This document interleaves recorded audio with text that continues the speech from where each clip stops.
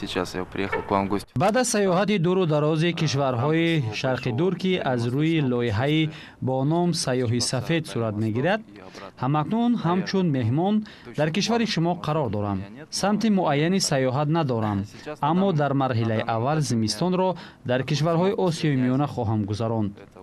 аз ин рӯ сайёҳатамро аз Қазоқистон, Узбекистон, Қирғизистон оғоз карда, инак ба Тоҷикистон омадам. баъди боздид аз кӯҳҳои Қавқоз, кӯҳҳои Тоҷикистонро дидам, ки воқеан ҳайкалҳои баланҷусаи одамшакли бо барф пӯшидаро мемонад, ки ин хеле аҷиб аст. худи ҳозир бо ана ҳамин дучархам ағбаи анзобро, ки пур аз барф ва мушкилгузар буд ва ҳатто чанд бор лағжидам, паси сар кардам. аммо бо ин ҳама мушкилӣ бароям сафар хотирмон ва ҷолиб буд. Nature has been kind on you. It has got wonderful places. I can draw out similarities between Indian hilly areas and Tajikistan. Culturally, табиати Тоҷикистон дилфиребу нотакрор аст. воқеан манзараҳояш аҷоиб ва кишварест, ки бо урфу анъанаҳои мардумиаш ҳиндустони афсонавиро пеши назар меорад. ин ҷо як нав монанди миёни урфу одат, забон ва фарҳанг дида мешавад. тӯли будубошам дар ин ҷо мавзеъҳои дилфиребу дилписанди кишварро шинохта кардам. аз ҳар сафарам хотирот ва маълумоти аҷиберо бо худ ба Ҳиндустон мебарам. табиати ин ҷо барои истироҳати хуби мардуми маҳаллӣ ва хориҷиён шароити хуберо фароҳам овардааст, то ҳарчи бештар бахшҳои гуногуни туризм дар ин кишвар рушд бикунанд. имконе ки Тоҷикистон дар даст дорад метавонад дар тамоми бахшҳо рушд кунад. дар ҳар сафарам мушоҳида мекунам, ки ҳар рӯз иншооти муҳим дар самтҳои гуногун сохта ба истифода дода мешаванд. It would be useful if such kind of bases are brought up in this country much more. The only thing is to attract the foreigners and tourists. Much more connectivity is required between Tajikistan and other places of the world. О Таджикистане только положительные впечатления, потому что здесь очень дружелюбный народ, красивый. аз Тоҷикистон танҳо таассуроти хуб бардоштам, зеро мардуми бо ҳам меҳрубону самимӣ ва миллатеро ки бо зебогии худ ҳамтон надорад, дар ҷои дигар надидам. аз ҳар куҷое ки бо хонаводаам дидан кардем, ҳатман таассуроти аҷиб дар ҷои аввал буд. дар коргоҳ ва ҳар куҷое ки бошӣ, ҳатман бо мардуми наҷиб ва ҳамдигарфаҳм бархӯрд мекунӣ.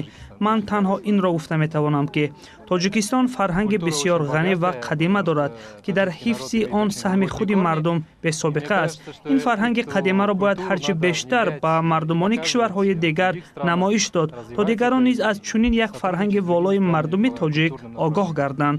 бо ин тарз Тоҷикистон метавонад бо дигар кишварҳо дар самти фарҳанг ҳамкории бештар ба роҳ монад.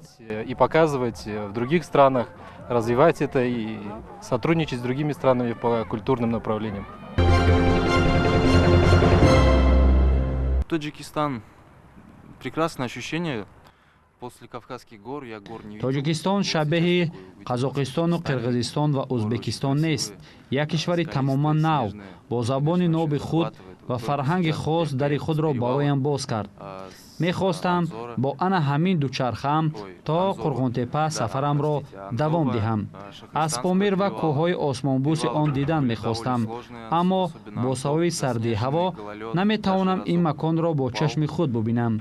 аз ин рӯ нақша дорам тобистон аз минтақаҳои сарди Тоҷикистон дидан кунам ва аз зебоии табиати он ҷо лаззат барам. Памир не знаю, поеду или нет, потому что сейчас там очень холодно, все-таки лучше это делать летом. Pulao is a common thing, of course. Indians are more or less vegetarian. Here it is more or less with meat. барои ман тамоми хӯрокҳои тоҷикӣ писанд аст, зеро қариб аксари он аз сабзавоти тару тоза омода мешаванд. меваҷоту сабзавот ин ҷо беҳтарин аст, зеро ҳар дафъае ки аз он истеъмол мекунам лаззати нотакрор дорад. як чизи аҷиб ин аст, ки хӯроки сирф миллии тоҷикӣ аз сабзавот ва маҳсулоти тозаи табиӣ омода мегардад, на аз ҳар гуна маҳсулоти гӯштӣ. барои ман низ истеъмоли хӯроки аз маҳсулоти табиӣ омодашуда бештар писанд аст ва дар ҳар омаданам ба чойхонаҳои миллии тоҷикӣ сархалонида аз лаззати хӯрокҳои он баҳра мебарам. шояд ин гуна маҳсулоти тару тоза ва табиӣ ба зебогии мардуми тоҷик ҳусни дигар зам кунад. аз ин рӯ нӯши ҷон кардани ин гуна хӯрок хеле фоидаовар аст.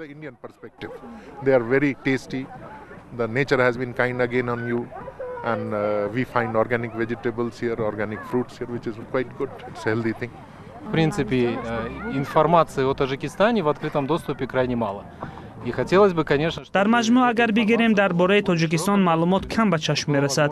Тамоми самтҳо ва бахшҳои рушдкардаи тоҷикистон бояд ҳарчи зиёдтар тариқи интернет бо дастрасии бештар пешниҳод гардад, то он ки мардум аз фарҳангу тамаддун ва табиати ин ҷо маълумоти зиёдтаре бигиранд. Ин чиз имкон медиҳад то мардуми мо бештар ба ин ҷо омада аз тамошои як макони беҳиштосои дунё аз тамаддун, фарҳанг ва зебоии сарзамин лаззат баранд. приезжала и радовала здешним эмоциям.